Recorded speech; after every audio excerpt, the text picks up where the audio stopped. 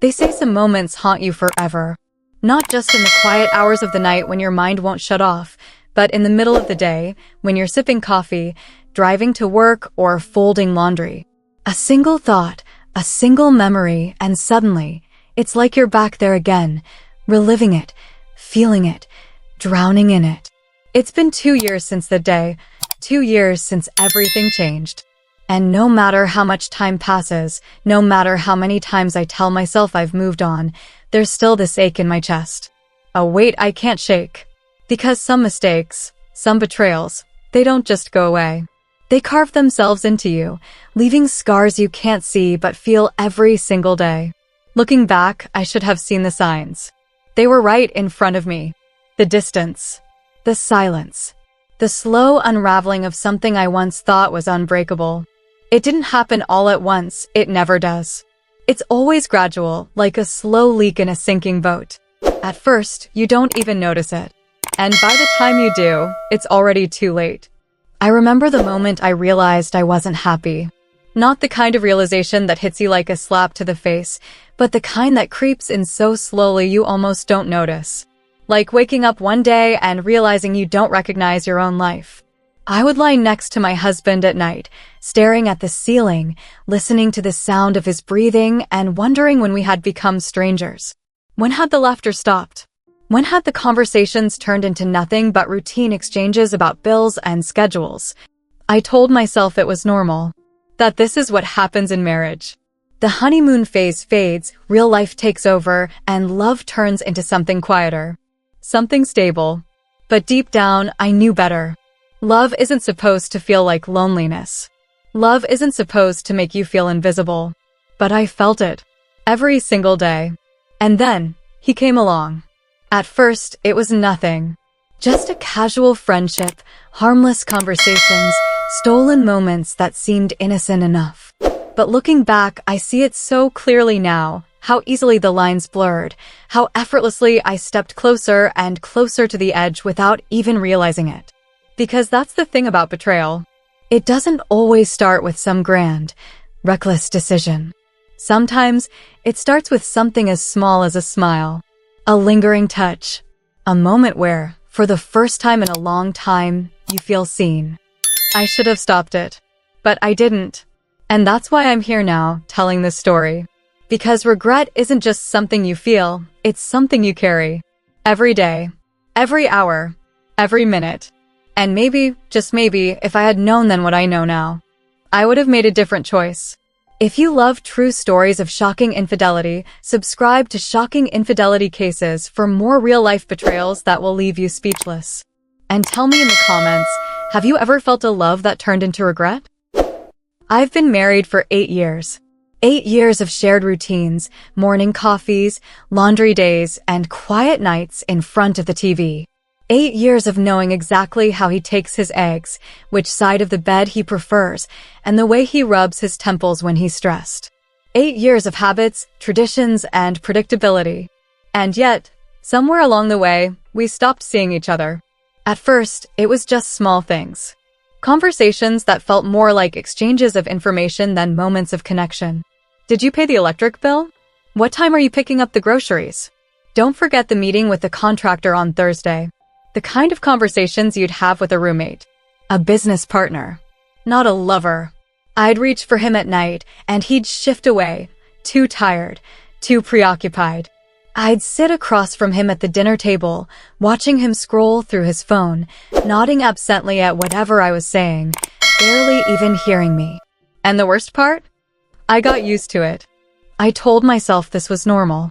That marriage isn't all passion and excitement. That real love is steady, quiet, comfortable. And maybe that's true. But what happens when comfortable starts to feel like lonely? Because that's what it was, loneliness.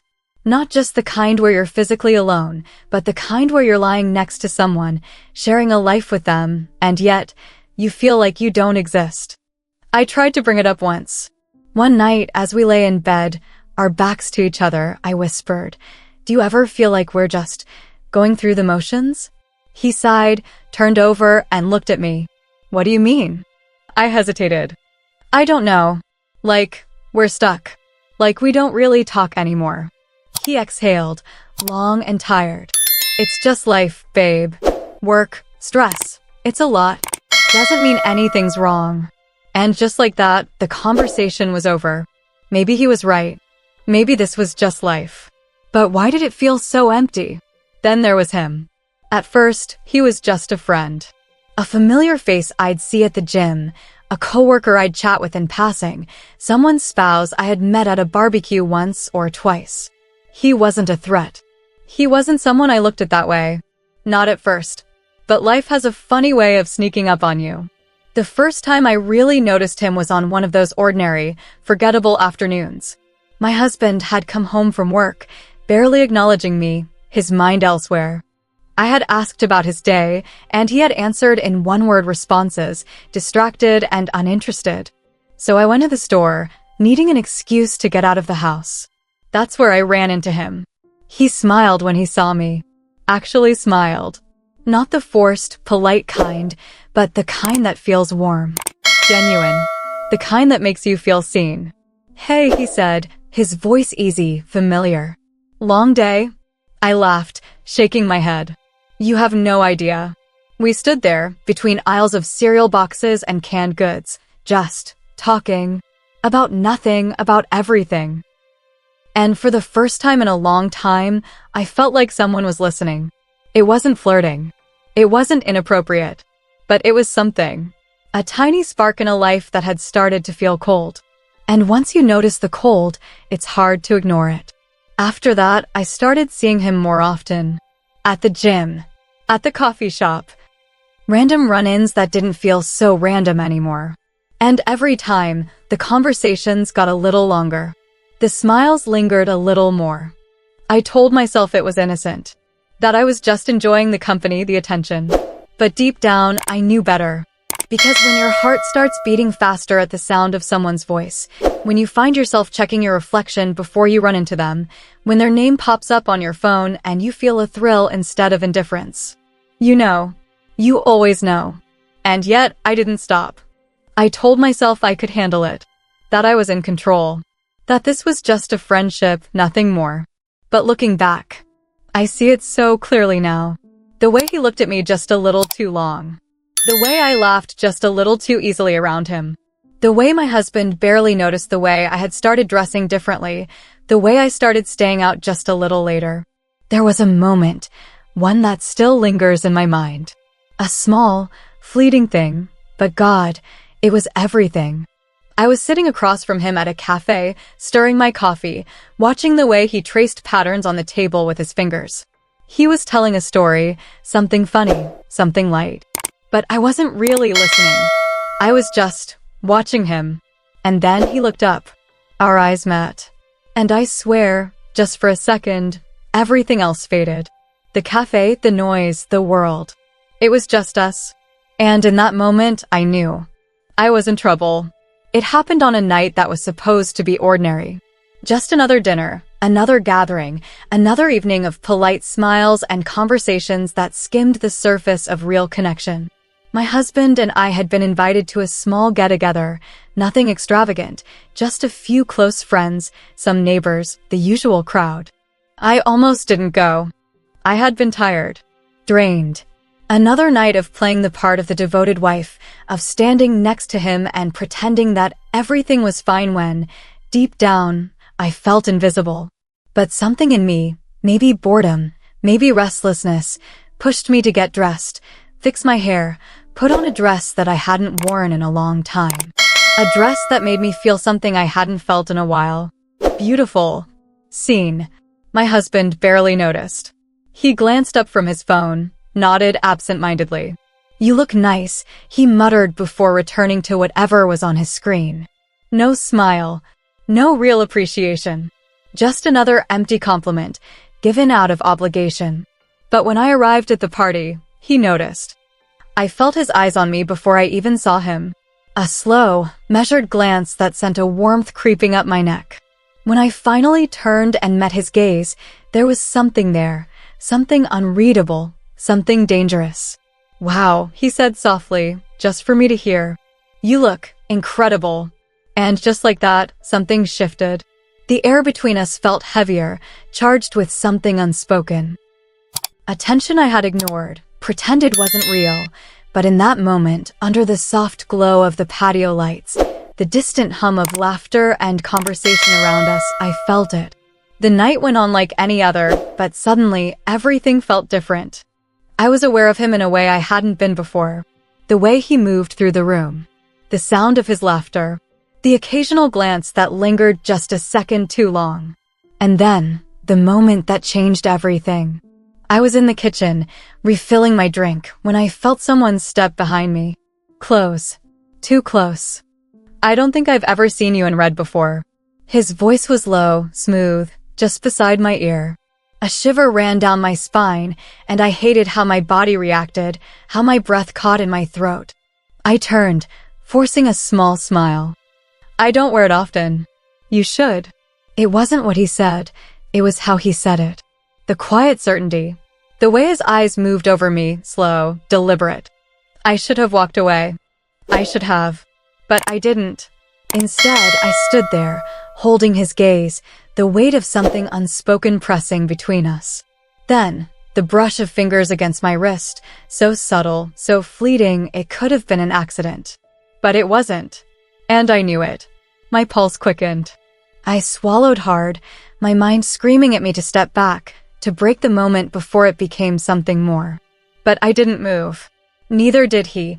And then, a voice. Hey, babe, you ready to go? My husband's voice. I startled, the world snapping back into focus. The kitchen. The laughter from the other room. The sound of my husband's footsteps approaching. I stepped away so fast, it felt unnatural. Yeah, I said quickly, my voice slightly off, my hands trembling as I reached for my glass. When I glanced back at him, his expression hadn't changed. He was still watching me. Calm. Knowing. Like he felt what had just happened. Like he knew that something had shifted between us. And the worst part? So did I. I barely slept that night. Lying next to my husband in the dark, listening to the steady rhythm of his breathing, I kept replaying the moment in the kitchen. The heat of his touch, the way his voice had curled around me like a whisper meant for only us. The way my body had responded before my mind could catch up. I should have felt nothing. But I did. Guilt clawed at the edges of my mind, but I pushed it away. Nothing happened. It was a glance. A touch. A moment. That's all. And yet, it didn't feel small. I turned onto my side, watching the back of my husband's head. I thought about how distant he had felt lately, how many nights had passed with silence stretching between us, each of us lost in our own worlds. Had he noticed how unhappy I was? How lonely? Or had we drifted so far apart that he just didn't care? I squeezed my eyes shut, willing myself to sleep. But my body still hummed with something unshakable. Not just from him, but from what he had awakened in me. A hunger I hadn't realized was still there. A longing I had convinced myself was dead, and that terrified me. The next morning, I told myself it was nothing. People flirt all the time. It doesn't mean anything. It's harmless. I went about my routine, coffee, emails, laundry, trying to convince myself that last night was just a fleeting moment, a mistake of circumstance, a trick of my own loneliness. But I couldn't stop thinking about it. Every time my phone buzzed, my heart jumped, expecting it to be him, even though there was no reason for him to text me. And when it wasn't him, I felt disappointed.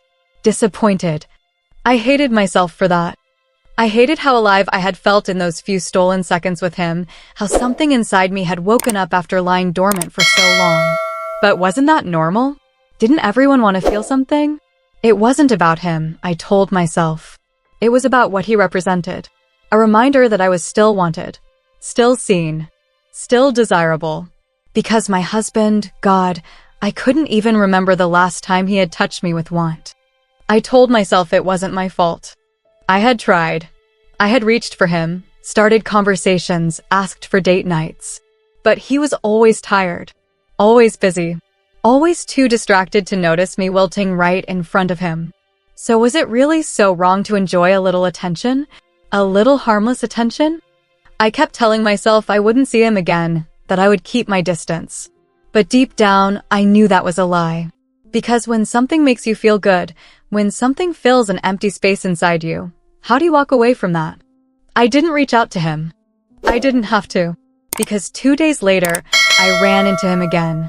It was at the grocery store, just like before. A chance meeting. At least, that's what I told myself. "Hey," he said, his eyes lighting up when he saw me. "Twice in 1 week. Must be fate." I laughed, but it was nervous, my heart thudding in my chest. "More like bad timing." "Or perfect timing," he countered. And then, before I could think, before I could stop myself, I asked, "Do you ever feel—" "I don't know," stuck. I regretted the words the second they left my mouth. Because they weren't just a question. They were an admission. He studied me for a moment, something shifting in his expression. Then he nodded, just once. "Yeah," he said quietly. "I do." Silence stretched between us. Not awkward, not tense. Just charged. And in that moment, I knew he understood. I wasn't alone in this feeling, in this longing. And somehow, that made it all the more dangerous. I should have walked away that day. Right there in the grocery store, with the fluorescent lights buzzing overhead and the scent of freshly baked bread in the air, I should have made my excuses and left. I should have laughed off his words, ignored the way they settled into my bones, ignored the way I felt seen in a way I hadn't in years. But I didn't. I stood there, holding his gaze, feeling something crack open inside me. That conversation, the one that should have been a fleeting moment, changed everything. Because after that, we kept running into each other.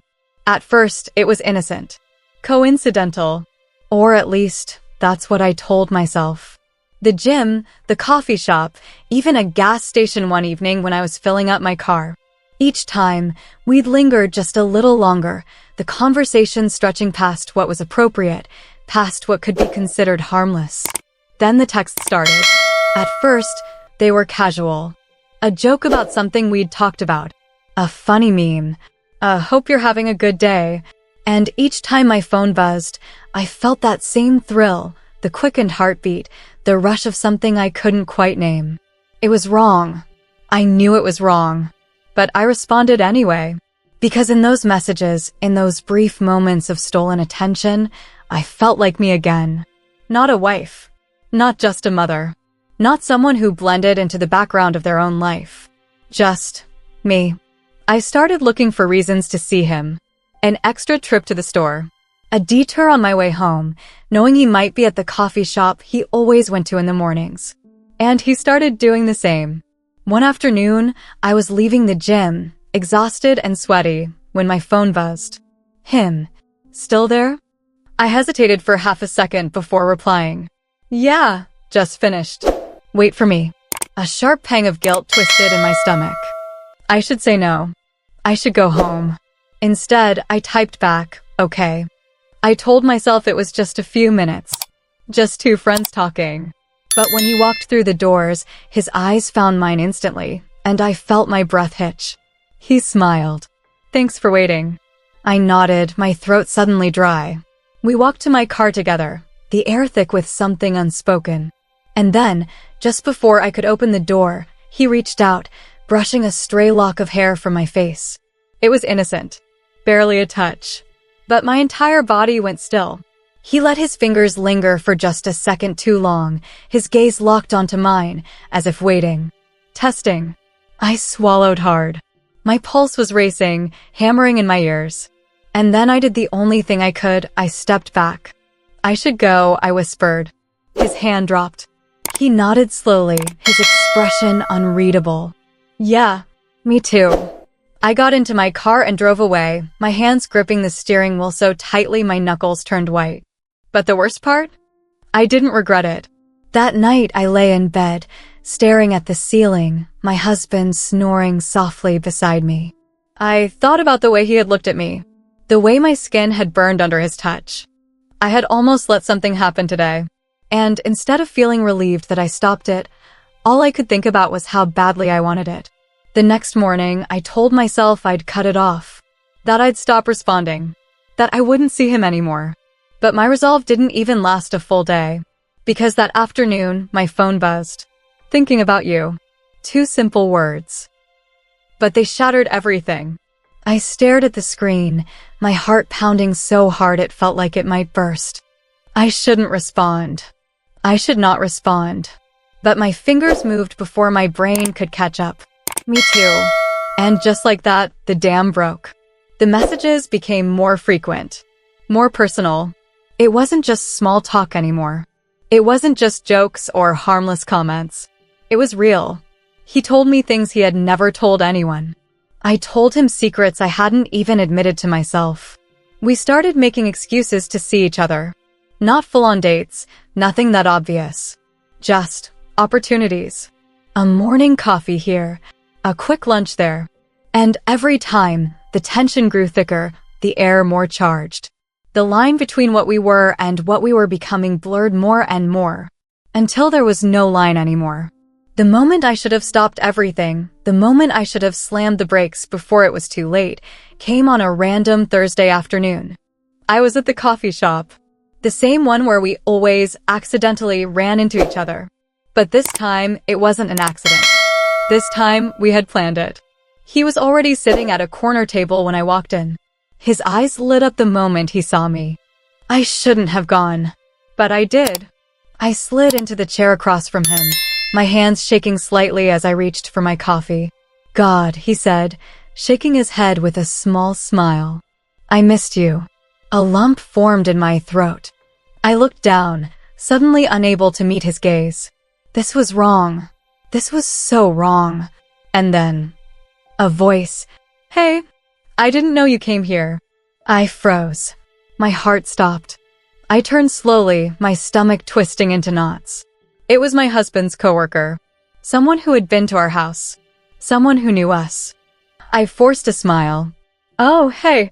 Yeah, I stop by here sometimes. He glanced between me and him, his brow slightly furrowed, as if trying to place the situation. As if something felt off. Panic surged through me. My face felt hot, my pulse hammering in my ears. But then he shrugged.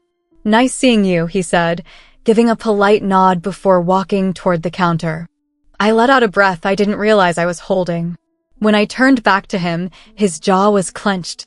That was close, he murmured. I nodded, swallowing hard. Too close.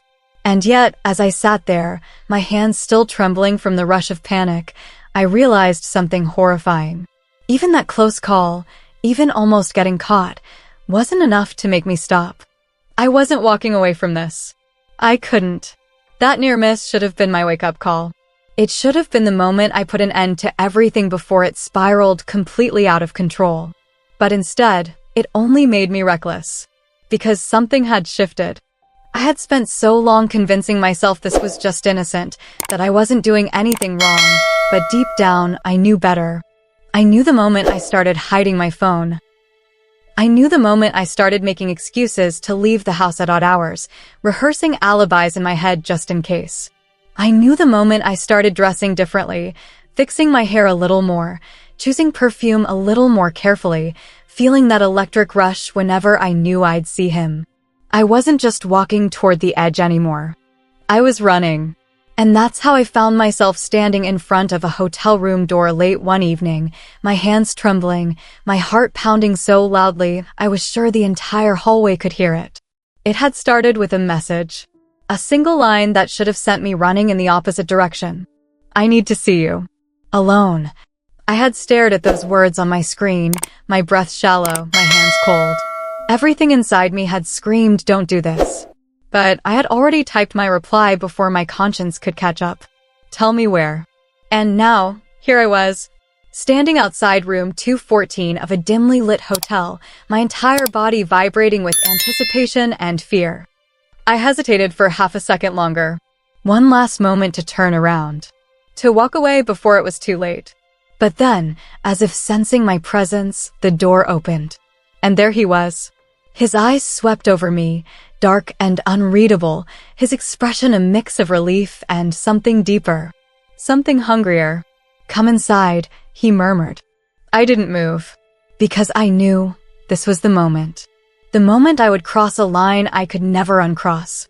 The moment I would become something I had never thought I could be. A cheater. I should have said no. I should have turned and left. Let this be the moment I saved myself. But instead, I stepped forward. And as soon as the door clicked shut behind me, he was there, so close I could feel the heat radiating off him. Neither of us spoke. We didn't need to, because we both knew exactly why we were here. He reached out slowly, his fingers grazing my jawline, tilting my face up toward his. A silent question. A final chance to stop this. I didn't. I couldn't. And then his lips were on mine. The kiss wasn't soft. It wasn't gentle. It was urgent, desperate, years of longing and loneliness pouring into a single moment. I felt his hands gripping my waist, pulling me closer, and instead of resisting, I melted into him. And suddenly, all the guilt, all the fear, all the rationalizations didn't matter anymore. Because I wasn't thinking about my husband. I wasn't thinking about my marriage. I was thinking about this. About the way his hands felt on my skin. About the way my body responded to his touch, waking up in ways I had almost forgotten were possible. About the way my heart was racing, not with fear, but with something intoxicating. And then, we fell. There was no more hesitation. No more restraint. It happened in a blur of tangled sheets and whispered names, of hands exploring forbidden places, of breathless gasps and reckless surrender. A full betrayal. Complete. Irreversible. And when it was over, when we lay there in the aftermath, our bodies tangled, our breathing uneven, I waited for the guilt to consume me. I waited for the crushing weight of regret, for the panic to set in. But it didn't. Instead, all I felt was alive. I was still lying there, tangled in his arms, when my phone buzzed on the nightstand. I stiffened instantly, my pulse spiking. I reached for it with shaky hands, my stomach twisting as I saw the name on the screen. My husband. A rush of cold panic shot through me. I hesitated for half a second before answering, forcing my voice to sound normal. Hey. Silence on the other end. Then, a single question. Flat. Cold. Where are you? My breath hitched. I opened my mouth, scrambling for an excuse, an alibi, anything, but before I could speak, he said something that made my entire world collapse in on itself. Something that turned my blood to ice. Don't lie to me. I know everything. The air in the room felt different. Thick. Stifling. I could still feel the warmth of his body beside me, hear the steady rhythm of his breathing, but my mind was miles away, trapped in the sound of my husband's voice echoing through my phone. I know everything. 2 words. 2 words that sent my world crumbling. I had spent months walking a dangerous tightrope, convincing myself I was careful, that I was in control, that no one would ever know. But I was wrong. And now, it was too late. I left before the sun even rose. Slipping out of the tangled sheets, I gathered my clothes in silence, my hands shaking as I dressed. I didn't look at him. I couldn't. Because the reality of what I had done was hitting me all at once, pressing down on my chest like a heavy stone. The scent of him was still on my skin. The taste of him still lingered on my lips. And yet, as I stood there staring at my own reflection in the hotel mirror, all I saw was a stranger. A woman I didn't recognize. A woman who had just shattered everything she had spent years building. I forced myself to breathe. You just need to get home. You just need to act normal. Normal. Like I hadn't just betrayed my husband in the worst possible way. Like I hadn't just set fire to my own life. The drive home felt endless. Every red light, every passing car, every face I glimpsed on the sidewalk felt like judgment. Like they all knew. By the time I pulled into my driveway, my hands were clammy against the steering wheel. My heartbeat pounded in my ears as I sat there, trying to compose myself, trying to prepare. Because I had no idea what was waiting for me on the other side of that front door. I stepped inside quietly, the house unnervingly still. And then I saw him, my husband, sitting at the kitchen table, waiting. His expression was unreadable. His hands were clasped together, his jaw tight. But his eyes, there was something in his eyes that made my stomach drop. He knew. I opened my mouth to speak, to say something, anything, but my voice caught in my throat. because I could feel it. The shift. The way the walls of my carefully constructed lies were closing in on me. I forced myself to move, to step toward him like nothing was wrong. If you act normal, maybe he'll believe you. But then, where were you? The question was sharp, cutting through the thick silence. My breath hitched. My mind scrambled for an excuse, an explanation, but I could feel the weight of his gaze on me. Watching, waiting. I turned away, pretending to check my phone, pretending like his words hadn't rattled me to my core. Work ran late, I lied. I was exhausted, so I stayed with a friend. The lie tasted bitter. And for the first time, I realized how easily it rolled off my tongue. How used to this I had become. His eyes stayed locked on mine, searching. And I knew, in that moment, that he didn't believe me. But he didn't push. Not yet. Instead, he just nodded slowly, his jaw clenching. "I see," he murmured. And somehow, that was worse. Because the tension in the air was suffocating. Because I knew this wasn't over. Because I knew the storm was coming. I thought I could keep my secret.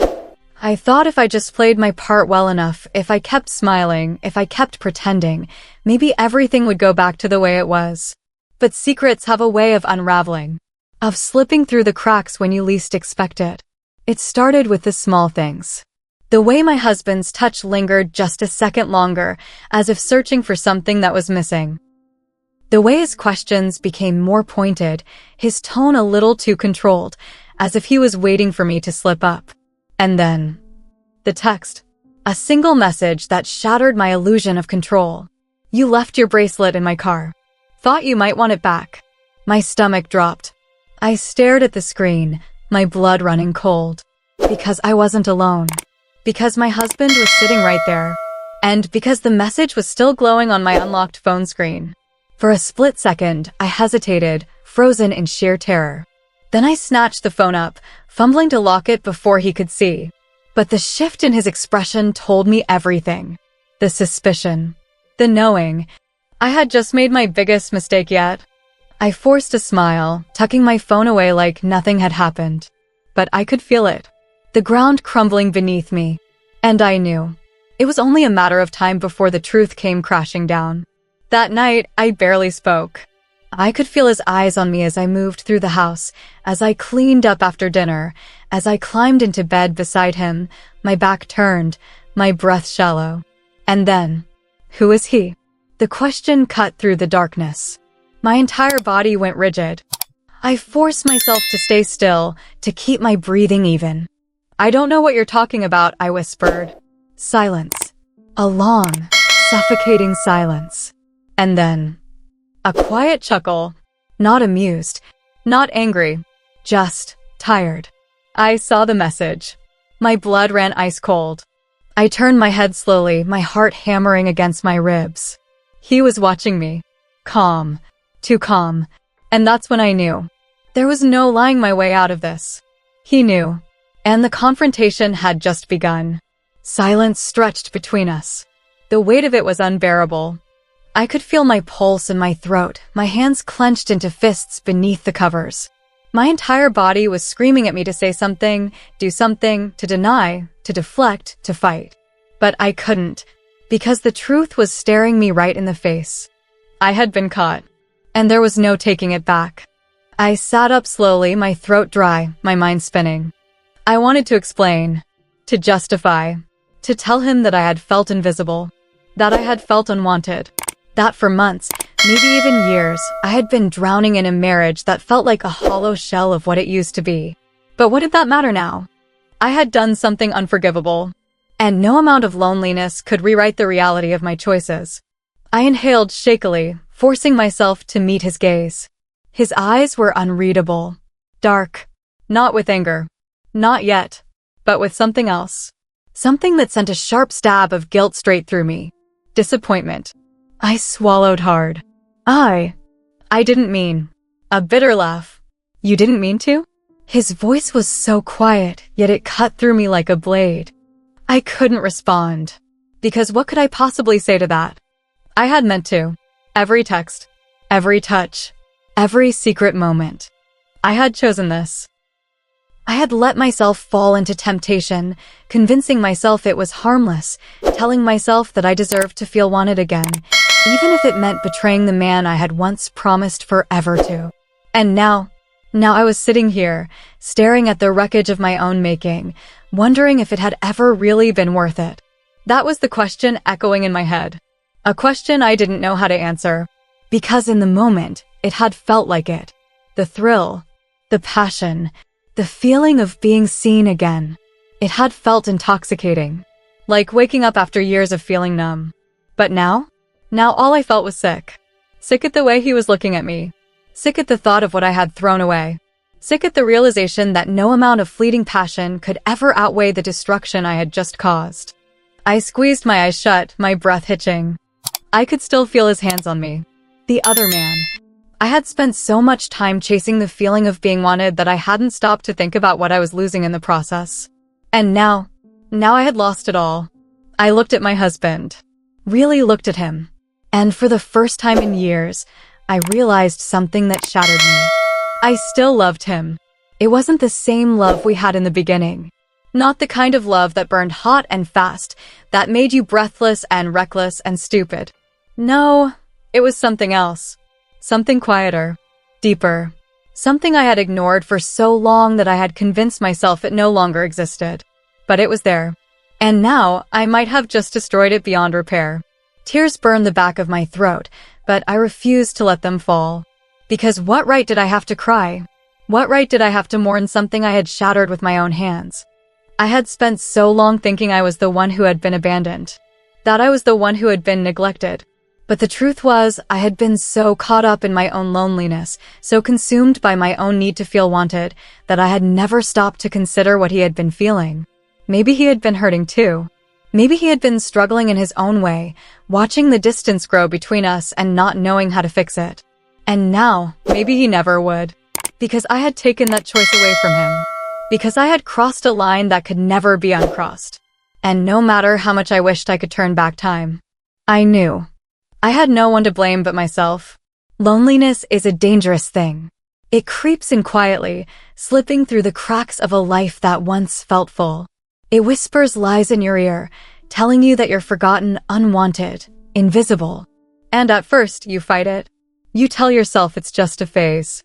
That the distance, the cold silence, the nights spent lying awake beside someone who feels like a stranger, it's all normal. That marriages go through rough patches. That love changes. But then, one day, you stop fighting. Because the loneliness has worn you down, softened you, made you desperate for something, anything, that makes you feel alive again. And when that something, or rather someone, finally appears, you tell yourself it's harmless. That it's just a little attention. A little validation. A harmless conversation that lingers too long. A touch that sends shivers down your spine. A stolen moment where, for the first time in years, you matter to someone. But the truth is, it's never harmless.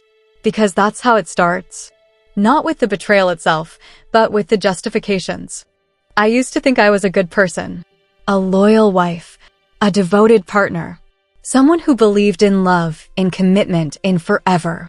I used to look at people who cheated and wonder how they could do it, how they could live with themselves. How they could look into the eyes of the person who trusted them the most and lie. I never thought I'd become one of them. I never thought I'd wake up one day and see a stranger staring back at me in the mirror. But that's exactly what happened. And the worst part? I can never take it back. Because there are some mistakes that don't come with second chances. Some choices that stain you forever. Some moments that haunt you, no matter how much time passes. And trust me, this is one of them. So if you're listening to this, if you've ever felt the kind of loneliness that pulls you towards something dangerous, be careful. Because what starts as a moment of comfort can quickly turn into something else. Something you can't undo. Something you can't forget. And one day, when the rush fades, when the excitement is gone, when all you're left with is the weight of your own choices, you'll realize the truth. That nothing, no stolen moment, no fleeting passion, no temporary escape, is worth the price of losing yourself. Because once you cross that line, once you break the heart of someone who trusted you, you will never be the same again.